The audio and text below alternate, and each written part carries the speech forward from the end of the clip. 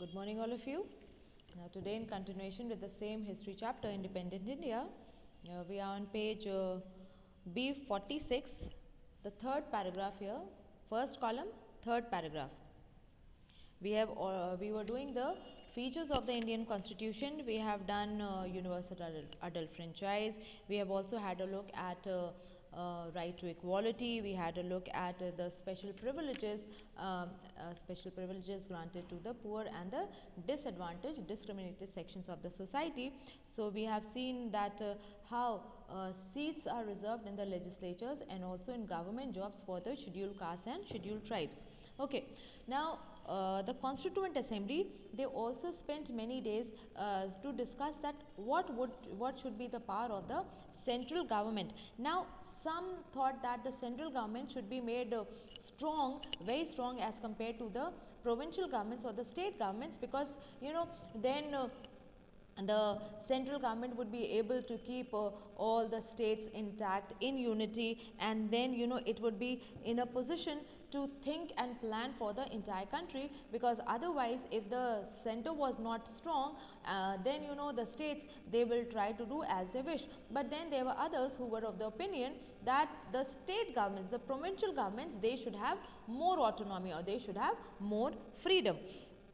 Now, the Constitution it tried to balance all these claims, and this they did by providing 3 lists of subjects. Now, there are so many subjects of legislation, means so many subjects on which laws are made, and so what they did, they divided these subjects into 3 lists. First is the union list, then the state list, and third is the concurrent list. Now, the union list, the subjects which are mentioned in the union list, only the union government or the central government, they have the power to make laws on that, and it deals with subjects such as national defense and foreign affairs and taxes, means laws, means those subjects on which we need uniform laws for the entire country.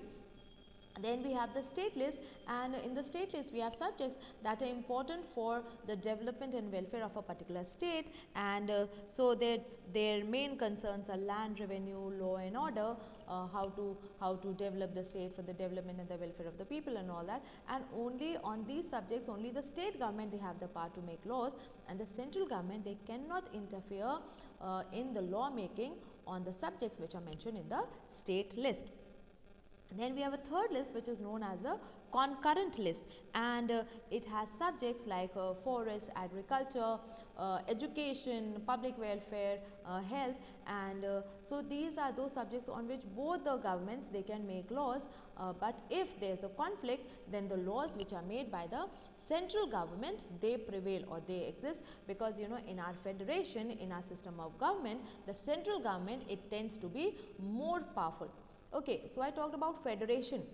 What is a federal form of government? Have you heard it? I know you have studied it in class 7. What is a federal form of government? Class 8.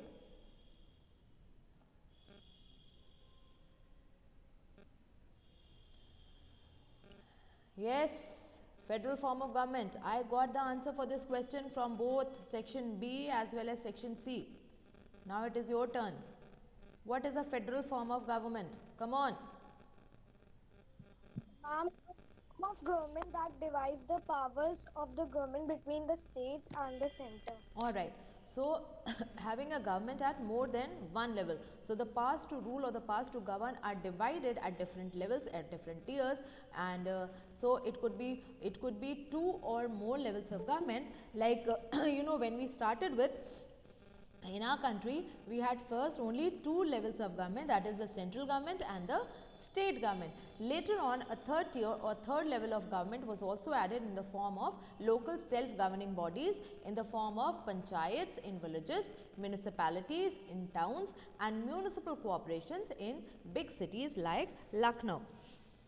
Okay, now another important concern of the Constituent Assembly was language, because when the Britishers were ruling here, so English, it was the official language of the people at that time, and now after India got independence, so many people felt that now English, it should be replaced by Hindi, but those states which were non-Hindi speaking states, now they had a very different opinion on that, and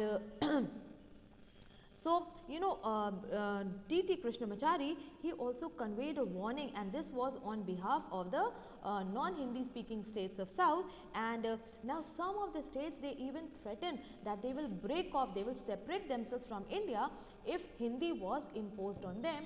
And so, the unity of the country, it cannot be compromised. And so, you could say a compromise, it was achieved, a compromise was arrived on, and according to that, Hindi, it would continue to be the official language of India, but still English would remain in as a means of communication in courts, in services, and between communications between one state and another. Now, all this was done so that the unity of the country, it was not undermined, and the unity of the country was kept secure and intact. Now, many important leaders, Indian leaders, they contributed to the making of this Indian constitution, and the most prominent important role was played by Dr. Bhim Rao Ambedkar, and he was also the chairman of the drafting committee of the constitution. And he said that the political equality, or the political democracy, it had to go hand in hand with economic and social democracy. Now, what he meant was that if the people were given political equality or political democracy, means we had universal adult franchise, that means all people have the right to vote, and we have the right to equality.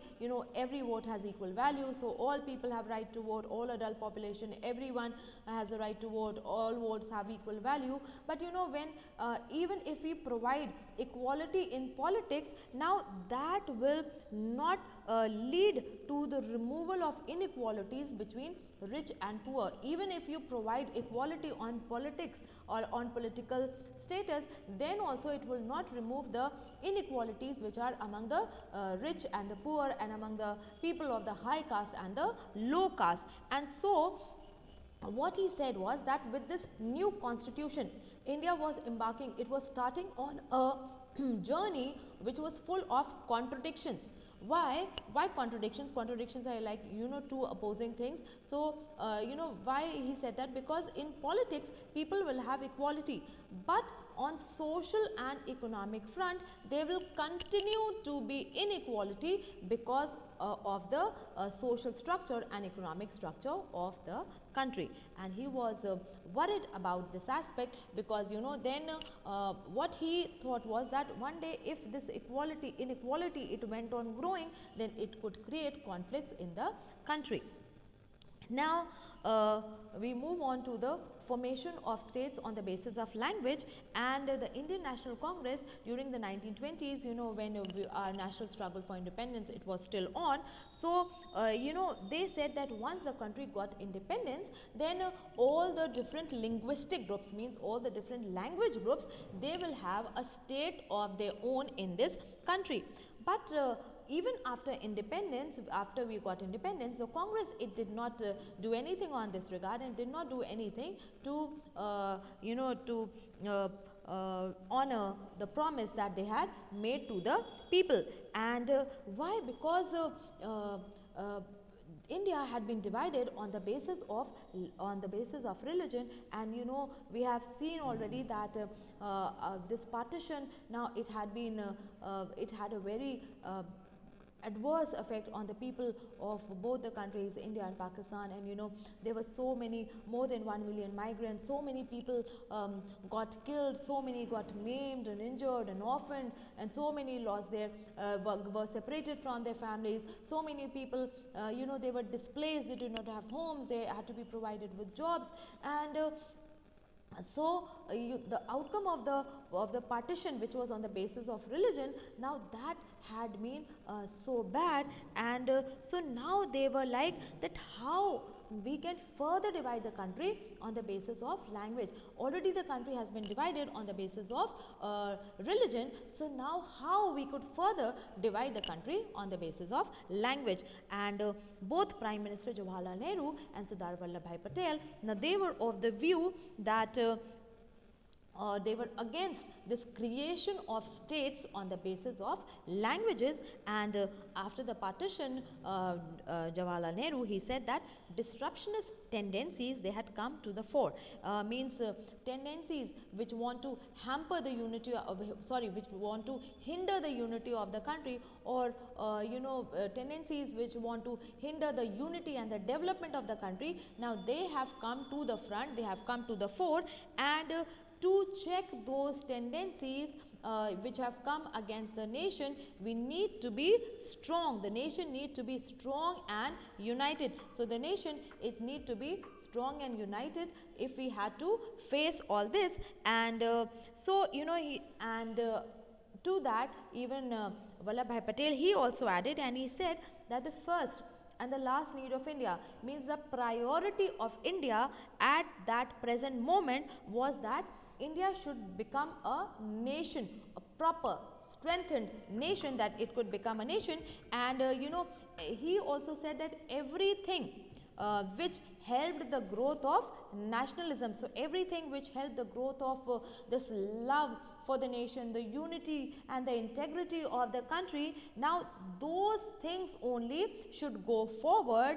And everything that could throw an obstacle or a hindrance in the way of unity, now that has to be rejected. And Sardar Vallabhbhai Patel, he said that we try to apply this test to the creation of the linguistic states, and in our test we found out that this opinion could not be supported, that we cannot create states on the basis of language in the present situation.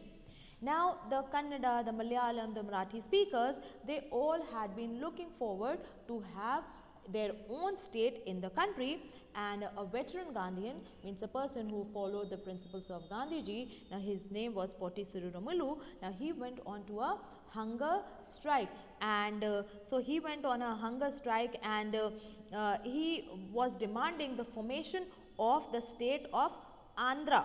And now when Nehruji, he went to campaign there during the elections of 1952, so he was met with black flags, and there were slogans which demanded that we want Andhra, but nothing was done on that respect at that time. And then on 15th December the same year 1952, Sriramulu, he died. And as the news of his death, it reached the people of that area, so the entire Andhra region, it was engulfed in the chaos. So there was chaos and conflict and violence in the area, and the protests of the people, they were so widespread, means throughout the region of Andhra, that the central government, they were forced in to give into their demand. And so thus on 1st October 1953, the new state of Andhra Pradesh, it came into being. Now, if one state was formed on the basis of language, now why will the people of the other regions, they will stay behind? And so the other communities, they also started to demand their own separate states. And so in 1956, a state reorganization commission, it was set up, and the work of this commission was to redraw, or to draw again the provincial or the state boundaries for the different language speaking people of so they will have separate provinces for Assamese, Bengali, Uriya, Tamil, Malayalam and Telugu speaking people.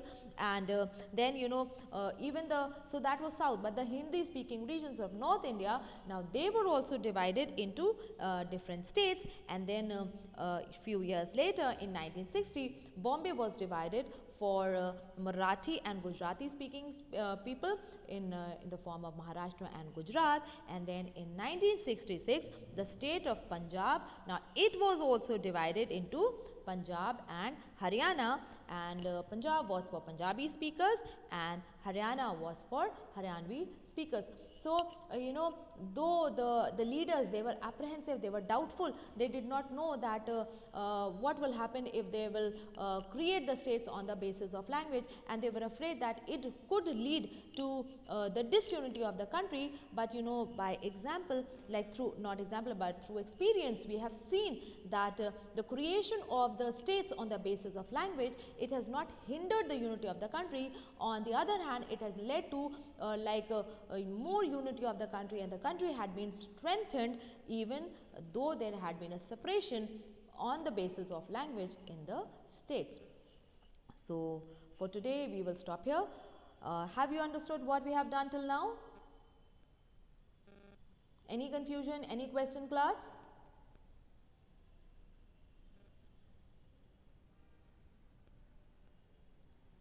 Yes? Any problem, Samantha?